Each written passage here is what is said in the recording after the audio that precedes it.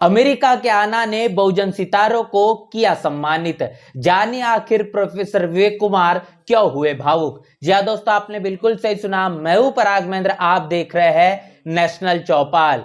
बहुजन महापुरुषों की विचारधारा को मंजिले मुकाम तक पहुंचाने के लिए इस देश में बहुजन समाज के लोग और देश के बाहर भी अनेकों स्तर पर इस विचारधारा को संगठनात्मक तौर पर जन जन तक पहुंचाने का काम करते हुए दिखाई देते हैं। और इसी तमाम चीजों को मद्देनजर रखते हुए अंतर्राष्ट्रीय संगठन जो कि अंबेडकर एसोसिएशन नॉर्थ अमेरिका, जिसे आना कहा जाता है, इसके माध्यम से कार्यक्रम का आयोजन किया गया था। इस संगठन के जरिए तमाम बहुजन महापुरुषों के विचारधारा को अनेकों स्तर पर प्रचार और प्रसार करने का काम जिन लोगों के जरिए किया जाता है, उनका हौसला बढ़ाना, यहां तक कि उनको सम्मानित करने का हमेशा से सिलसिला देखने को मिलता है। और इसी विचार को मद्देनजर रखते हुए एक कार्यक्रम अमेरिका में आयोजित किया गया था।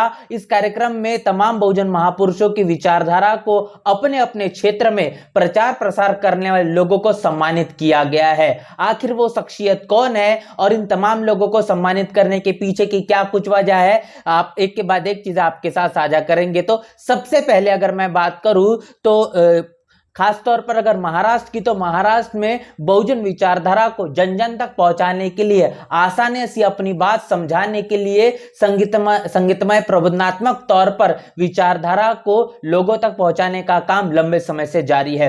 यहां तक कि अपने समय बाबा साहब ने यह भी कहा था कि मेरे 10 भाषणों के बराबर एक गीत प्रबोधनात्मक तौर पर प्रबोधनकार का होता है। और इसी श्रृंखला को आगे बढ़ाते हुए शीतल साठे, जो कि एक कवित्री है, शायर है, जिनके माध्यम से अनेकों प्रकार की विचारधारा, अनेकों प्रकार के महापुरुष, तमाम बहुजन समाज से आने वाले महापुरुषों की विचारधारा को अनेकों मंचों पर जिस तरीके से गीतों के जरिए साझा करने का सिलसिला लंबे समय से जारी है। और उनके इस योगदान को ध्यान में रखते हुए इस आना ऑर्गेनाइजेशन, जिसे अंबेडकर एसोसिएशन नॉर्थ अमेरिका, इसके माध्यम से सम्मानित किया गया है। और यह सम्मानित करने के पीछे की वजह सावित्रीबाई फुले इंटरनेशनल अवार्ड उन्हें दिया गया है। और शायर शीतल साठे, इनको यह अवार्ड देने के बाद उन्होंने क्या कुछ कहा है, वो प्रतिक्रिया भी आपके साथ रूबरू करते हैं। इंटरनॅशनल अवॉर्ड 2025 जाहीर केलेला आहे, त्याबद्दल मी सर्व आनाच्या सदस्यांचे, सर्व सहकाऱ्यांचे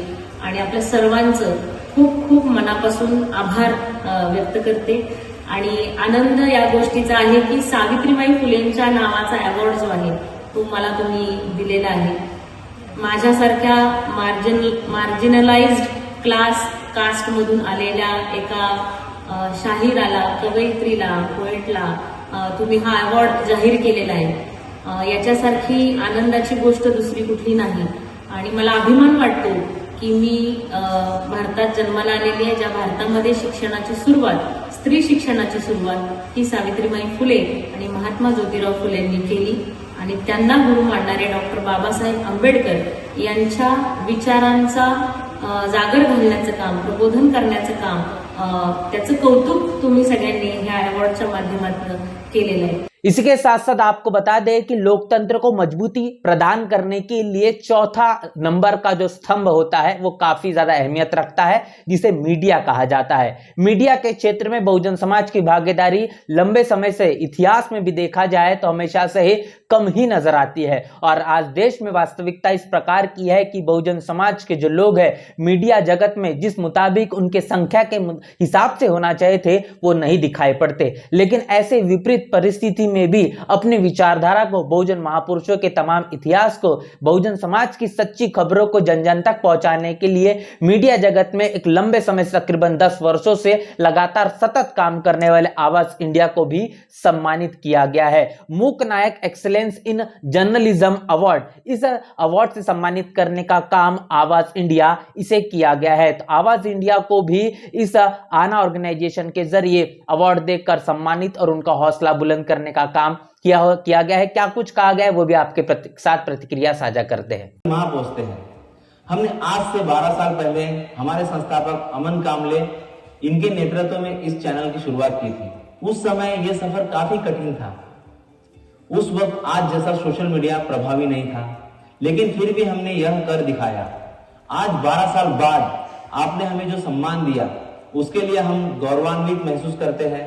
आवाज इंडिया टीवी विदर्भ की धरती से शुरू होकर यह मिशन के रूप में बदलकर, जिसका उद्देश्य समाज में समानता, मानवता और राष्ट्रीयता के मूल्यों को बढ़ावा देना है। हमने हमेशा उन आवाजों को बुलंद किया जो अक्सर अनसुनी रह जाती है।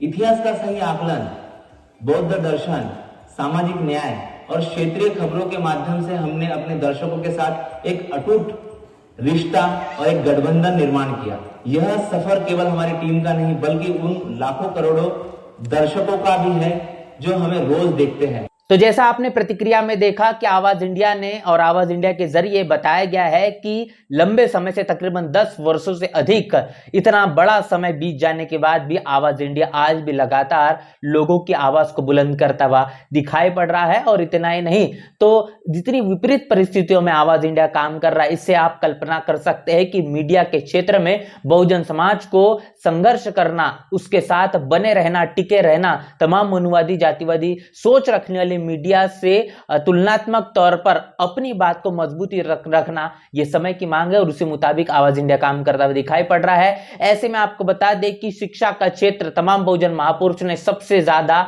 जो भार, जो केंद्र बिंदु अपने आंदोलन का बनाया वो शिक्षा है। और इसी शिक्षा के क्षेत्र में बता दें कि जेएनयू के प्रोफेसर विवेक कुमार, इनके जरिए भी लगातार समाज के बीच जाकर बहुजन महापुरुषों की विचारधारा को वो जन जन तक पहुंचाने का हमेशा से ही काम करते हैं। उनके माध्यम से तमाम दिए गए बयान, उनके माध्यम से लिखी गई किताबें बहुजन समाज के लिए अब एक नया सोचने समझने का मोड़ हम देख सकते हैं। डिकोडिंग अंबेडकर, इस तरीके की किताब इस वक्त उनकी सबसे ज्यादा प्रचलित है। और प्रोफेसर विवेक कुमार, इनको भी इस आना ऑर्गेनाइजेशन के जरिए डॉक्टर बाबा साहब अंबेडकर इंटरनेशनल अवार्ड से सम्मानित किया गया है।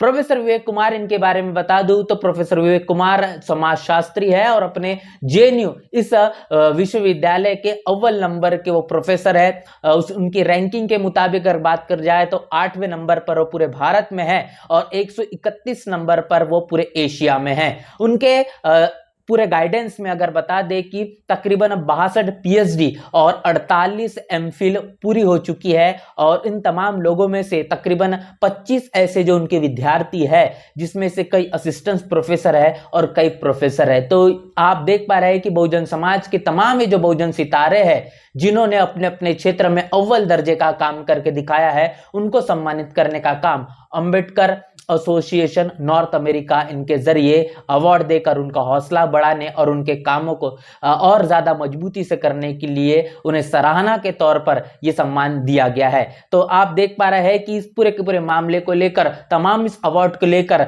जब बात प्रोफेसर विवेक कुमार की आती है, उन्होंने इस अवार्ड लेने के बाद आखिर उनके आंखों में क्यों नम हो पाई और इस अवार्ड लेने के बाद उन्होंने अपनी क्या कुछ प्रतिक्रिया साझा की है, वो प्रतिक्रिया भी आपके साथ रूबरू करते हैं। Of course, President, let me first of all dedicate this award to my mother. I remember her.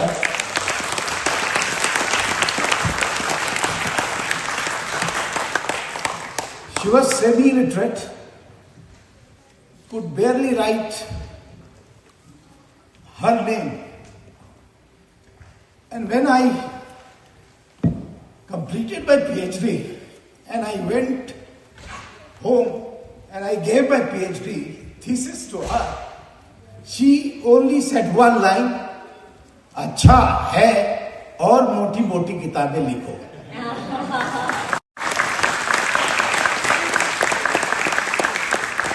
And I think that was prophetic words that I am writing books after books and after books.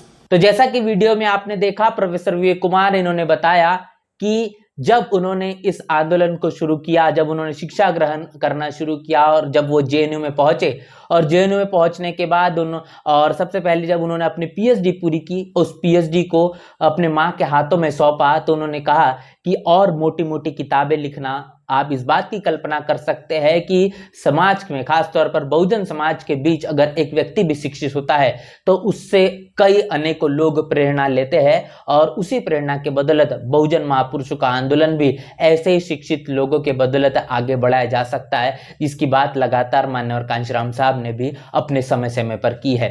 और यहाँ तक कि इस award को dedicate करने का काम professor Vivek Kumar इन्होंने अपनी माता को किया है और उन्हें शुक्रिया अदा किया है तमाम उन बहुजन महापुरुषों का जिनके बदौलत इतनी सारी चीजें वो अपने जीवन में कर पाए हैं और ये काम वो आगे भी निरंतर इसी प्रकार जारी रखेंगे। तो बहुजन सितारों का जिस तरीके से अंबेडकर एसोसिएशन नॉर्थ अमेरिका इनके जरिए जो हौसला बुलंद किया गया है, जो उन्हें सम्मानित किया गया है, जो कहीं ना कहीं भारत में ही तमाम बहुजन महापुरुषों की विचारधारा प्रचार प्रसार करने वाले लोग दिखाई देते थे, अब वो देश विदेशों में भी इस विचारधारा को अनेकों स्तर पर मजबूती प्रदान करने के लिए अपना योगदान देते हुए नजर आ रहे हैं। ऐसे अंतरराष्ट्रीय संगठन आना के जरिए ये जो कार्यक्रम का आयोजन किया गया है, ये कार्यक्रम इस वक्त सोशल मीडिया पर काफी ज्यादा चर्चा का विषय बना हुआ है। इस पूरे सम्मान को लेकर, तमाम खबर को लेकर आपकी क्या राय है, क्या प्रतिक्रिया है, लिखकर कमेंट बॉक्स में जरूर बताएं। बने रहे नेशनल चौपाल के साथ, मिलते हैं वीडियो में, तब तक के लिए जय भीम जय भारत।